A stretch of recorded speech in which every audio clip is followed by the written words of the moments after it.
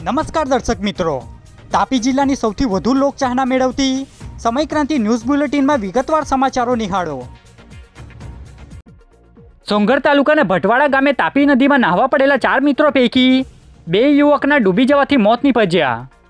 તાપી જિલ્લાના સોંગર તાલુકાના ભટવાડા ગામમાંથી પસાર થતી તાપી નદીમાં 4 મિત્રો નાહવા પડ્યા હતા, જે પૈકી જુનાઈ ગામના વિલેશ વસાવા અને કીર્તન વસાવા ઊંડા પાણીમાં ડૂબી ગયા હતા, જે બંનેના મોત નીપજ્યા હતા।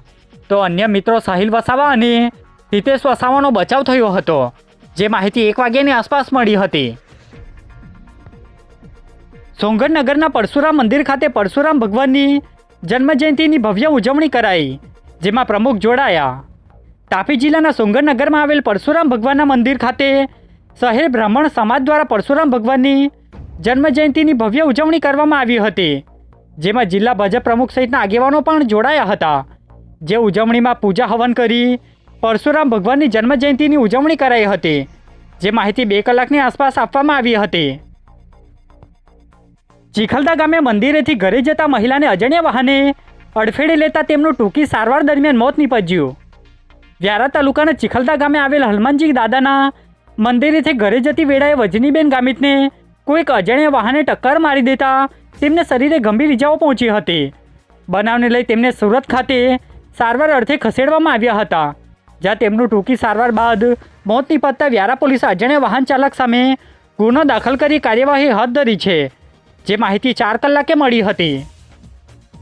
વ્યારા શહેરના જૂના બસ સ્ટેશન નજીકથી ઘાયલ હાલતમાં પક્ષી મળી આવતા જીવદયા પ્રેમી દ્વારા રેસ્ક્યુ કરાયું। તાપી જિલ્લાના વ્યારા શહેરના જૂના બસ સ્ટેશન ખાતે એક પક્ષી ઘાયલ હાલતમાં નજરે પડતા જીવદયા પ્રેમી મિતેશભાઈનો સંપર્ક કરવામાં આવતા ઘટના સ્થળે પહોંચી જઈ ઘાયલ પક્ષીનું રેસ્ક્યુ કરવામાં આવ્યો હતો।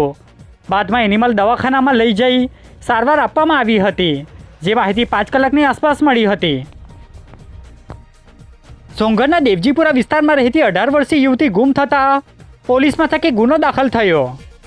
સોંગર નગરના દેવજીપુરા વિસ્તારમાં રહેતી 18 વર્ષીય એલવીના બેન આશીષભાઈ ગામિત ઘરેથી દાદીના ઘરે જાઉં છું કહી ક્યાંક નીકળી જતા આજ દિન સુધી મળી નહીં આવતા દીકરીની માતાએ સોંગર પોલીસ મથકે જાણ કરતા પોલીસે ગુમ જાણવા જોગ ફરિયાદ દાખલ કરી તપાસ હાથ ધરી છે, જે બાબતની માહિતી 5 કલાકે પ્રાપ્ત થઈ હતી। ગોલાણ ગામે આવેલ હોટલ પર આઈસર ટેમ્પાએ ટ્રકને પાછળથી ટક્કર મારતા અકસ્માત સર્જાયો। વાલોડ તાલુકાના ગોલાણ ગામે આવેલ ચામુંડા હોટલ નજીક આઈસર ટેમ્પો અને ટ્રક વચ્ચે અકસ્માત સર્જાયો હતો, જેમાં આઈસર ટેમ્પો પાછળ લેતા ટ્રકમાં ધડાકાભેર ભટકાતા ટ્રકની આગળનો ભાગ ખુરદો વળી જતા ચાલક સામે પોલીસે ગુનો દાખલ કર્યો છે, જે બાબતની માહિતી 5 વાગે પ્રાપ્ત થઈ હતી। ચુનાવાડી ખાતેથી વન વિભાગે ઝડપાયેલા સાગી લાકડાના તસ્કરી પ્રકરણમાં 2 આરોપીના જામીન મંજૂર, જ્યારે અન્યની શોધખોળ શરૂ કરાઈ। તાપી જિલ્લાના ચુનાવાડી ખાતેથી વન વિભાગની ટીમે સાગના લાકડાને ડાંગ અને વલસાડમાંથી કટિંગ કરી અંબિકા નદીમાં વહેતા કરી ટેમ્પા ભરતા તસ્કરોને ઝડપી લીધા હતા, જેમાં કુલ 4,50,000થી વધુનો મુદ્દામાલ કબજે કરી 2 આરોપી નીરવ ચૌધરી અને દિલીપ ગામિતને ઝડપી લઈ અન્ય કેટલાક આરોપીને વોન્ટેડ જાહેર કરી કાર્યવાહી હાથ ધરી હતી, જે પ્રકરણમાં આરોપીઓના નામદાર કોર્ટમાં રજૂ કરાતા આરોપીઓના જામીન મંજૂર કરવામાં આવતા અન્ય આરોપીઓની શોધખોળ હાથ ધરાઈ હોવાની માહિતી 4 કલાકે મળી હતી।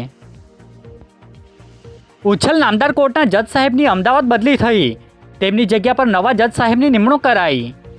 તાપી જિલ્લાના ઉચ્છલ નામદાર કોર્ટમાં ફરજ બજાવતા જજ સાહેબ ધીરેન્દ્રકુમાર પટેલની અમદાવાદ ખાતે બદલી કરવામાં આવી છે।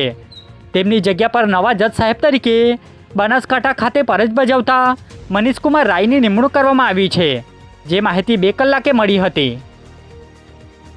આજે બુલેટિનમાં બસ આટલું જ, અને સમય ક્રાંતિ ન્યૂઝ ચેનલને લાઇક, શેર, કોમેન્ટ્સ અને સબસ્ક્રાઇબ અવશ્ય કરી લેશો, જેથી કરી તમને તાપી જિલ્લાના સમાચારોની અપડેટ મળતી રહે, અને મને રજા આપશો। આભાર। જય હિન્દ, જય ભારત।